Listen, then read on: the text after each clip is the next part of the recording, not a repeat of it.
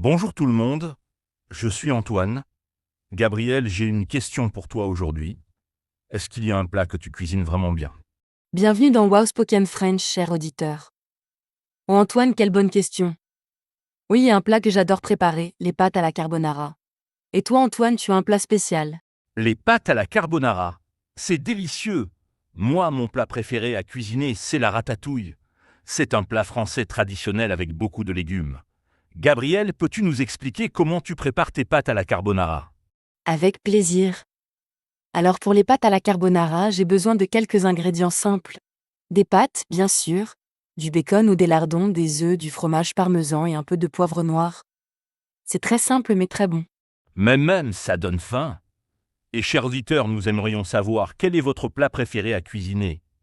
Écrivez-nous dans les commentaires. Gabriel, dis-nous pourquoi tu aimes cuisiner ce plat. J'aime cuisiner les pâtes à la carbonara parce que c'est rapide. En 20 minutes, c'est prêt. Et puis tous mes amis adorent ce plat. Quand ils viennent chez moi, ils disent toujours Gabriel, est-ce que tu peux faire tes fameuses pâtes? C'est formidable. Moi, avec ma ratatouille, c'est différent. J'ai besoin de plus de temps. Je coupe des courgettes, des aubergines, des tomates, des poivrons. C'est beaucoup de préparation, mais j'aime ça. C'est relaxant pour moi. C'est intéressant Antoine. Tu aimes cuisiner lentement, moi j'aime cuisiner vite. Et vous, chers auditeurs, vous préférez cuisiner vite ou lentement? Dites-nous. Antoine, raconte-nous comment tu as appris à faire la ratatouille. Ah, c'est une belle histoire. C'est ma grand-mère qui m'a appris cette recette. Quand j'étais petit, je restais dans la cuisine avec elle. Elle me disait, Antoine, regarde bien, il faut couper les légumes en petits morceaux, comme ça. Que c'est mignon. Moi j'ai appris ma recette de carbonara sur Internet. C'est plus moderne, non? Mais ta grand-mère, elle cuisinait souvent. Oui, ma grand-mère cuisinait tous les jours. Elle disait que la cuisine, c'est de l'amour. Quand on cuisine pour quelqu'un, on lui donne de l'amour. C'est pour ça que j'aime cuisiner pour mes amis et ma famille. C'est très beau Antoine. Moi aussi quand je cuisine, je pense à faire plaisir aux autres. D'ailleurs, chers auditeurs, pour qui est-ce que vous cuisinez le plus souvent? Votre famille? Vos amis? Vous-même? Partagez avec nous. Bonne question, Gabriel. Moi, je cuisine souvent pour ma sœur. Elle habite près de chez moi et elle n'aime pas cuisiner.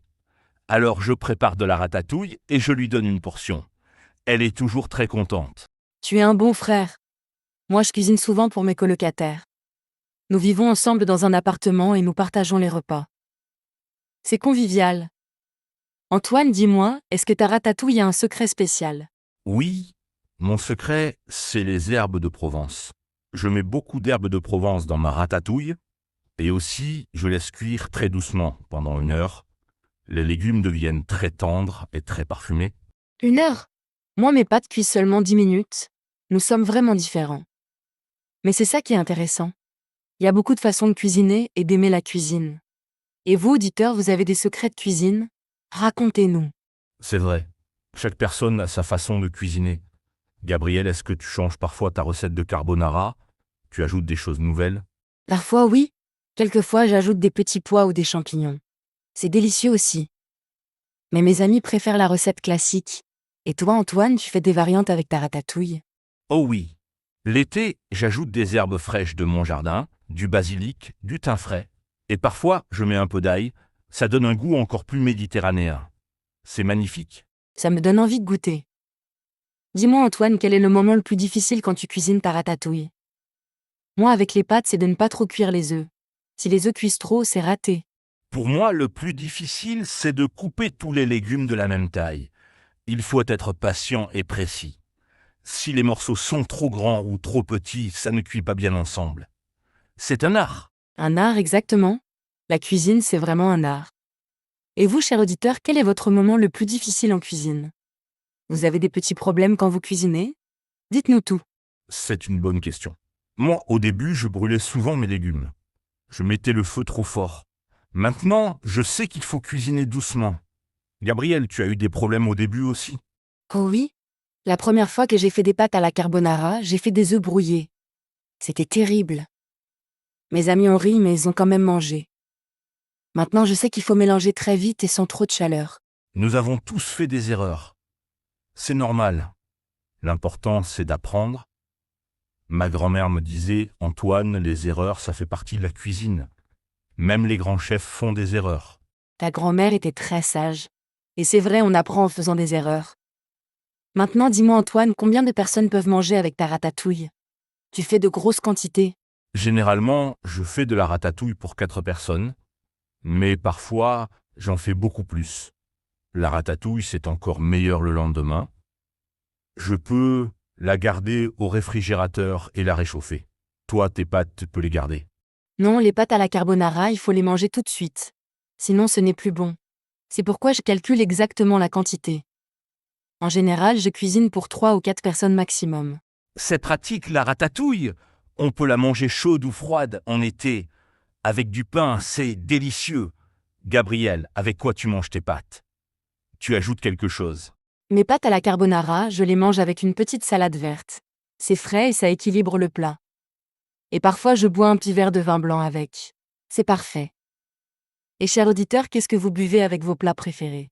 Moi, avec la ratatouille, j'adore boire de l'eau fraîche ou du vin rosé. Le rosé et la ratatouille, c'est un mariage parfait.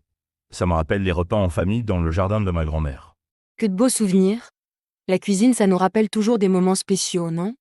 Antoine, est-ce que tu enseignes ta recette à d'autres personnes? Tu partages tes secrets. Bien sûr, j'ai déjà appris ma recette à ma nièce. Elle a 15 ans et elle commence à s'intéresser à la cuisine.